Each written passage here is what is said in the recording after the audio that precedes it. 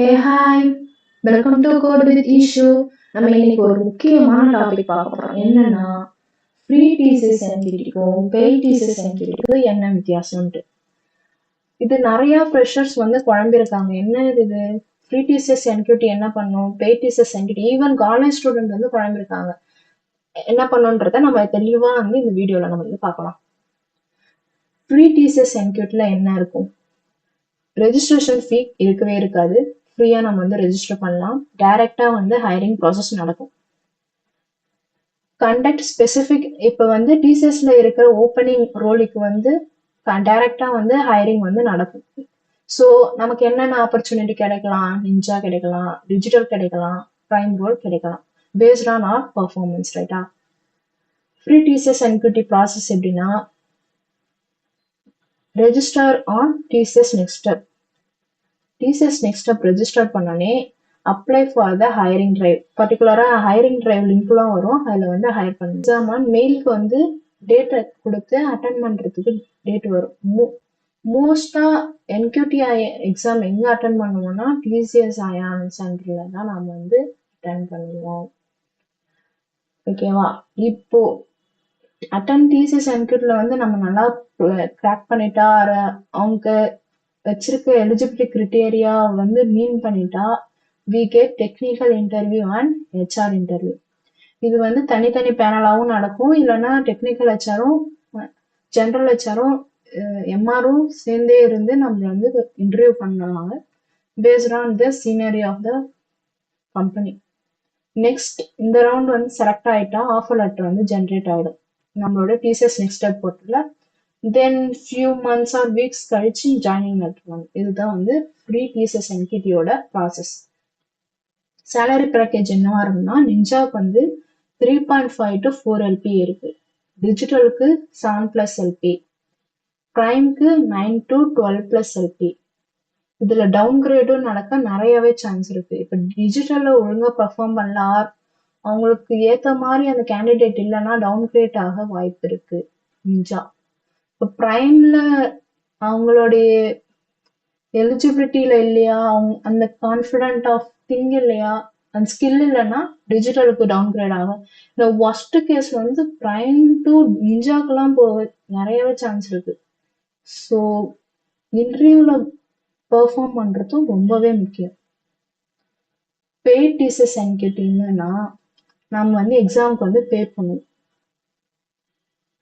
பே பண்ணோடனே அந்த எக்ஸாம்ல எவ்வளவு ஸ்கோர் பண்றோன்ற ஸ்கோர் கார்டு வரும். இதுவே வந்து ஃப்ரீ என்கியூட்டில வந்து ஸ்கோர் கார்டு வராது, நம்ம எவ்வளவு மார்க் எடுத்தோம்ட்டு தெரியாது. ஸோ இந்த ஸ்கோர் கார்டை வச்சு மல்டிபிள் கம்பெனி வந்து நம்ம அட்டன் பண்ணலாம்.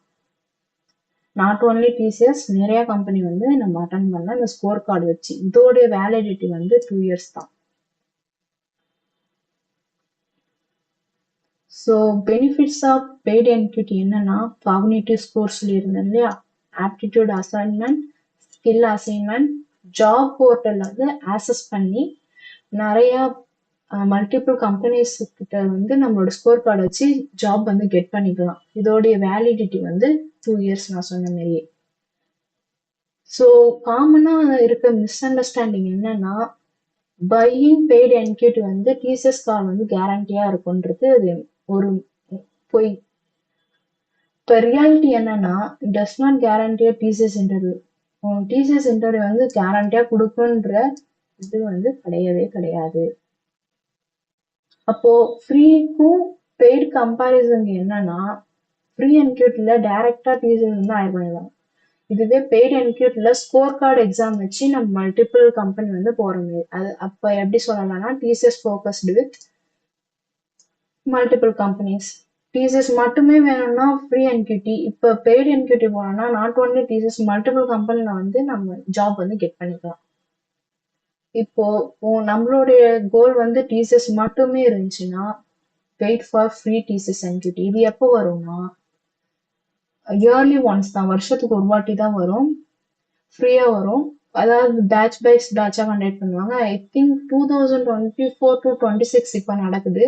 ஸோ நெக்ஸ்ட் 2027னா 2025 to 27 அப்படின்ட்டு ஒரு பேட்சை கட் பண்ணிக்கிட்டே வருவாங்க, ஒரு பேட்சை இன்க்ரீஸ் பண்ணிக்கிட்டே வருவாங்க.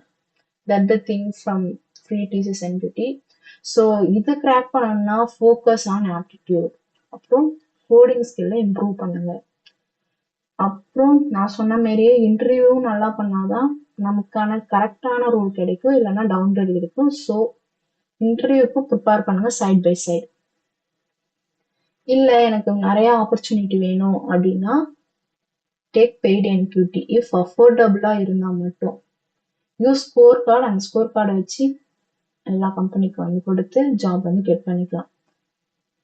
அப்போ ஃபைனல் கன்க்ளூஷனா என்ன சொல்லுவேன்னா, ஃப்ரீ டிசிஎஸ் என்கியூடி வந்து டைரக்ட் எக்ஸாம் ரெக்ரூட்மெண்ட் வச்சு எக்ஸாம் வச்சு ரெக்ரூட் பண்ணிப்பாங்க. அவங்களுக்கு என்னென்ன டொமைன்லாம் பீப்புள் வந்து ஹையர் பண்ணணுமோ அதை வச்சு எடுத்துப்பாங்க. பெய்ட் டிசிஎஸ் அயான் என்கியூடி வந்து ஸ்கோர் கார்டை வச்சு நான் மல்டிபிள் கம்பெனி வந்து அட்டன் பண்ணிக்கலாம். So this is the difference between free TCS NQT and paid TCS NQT.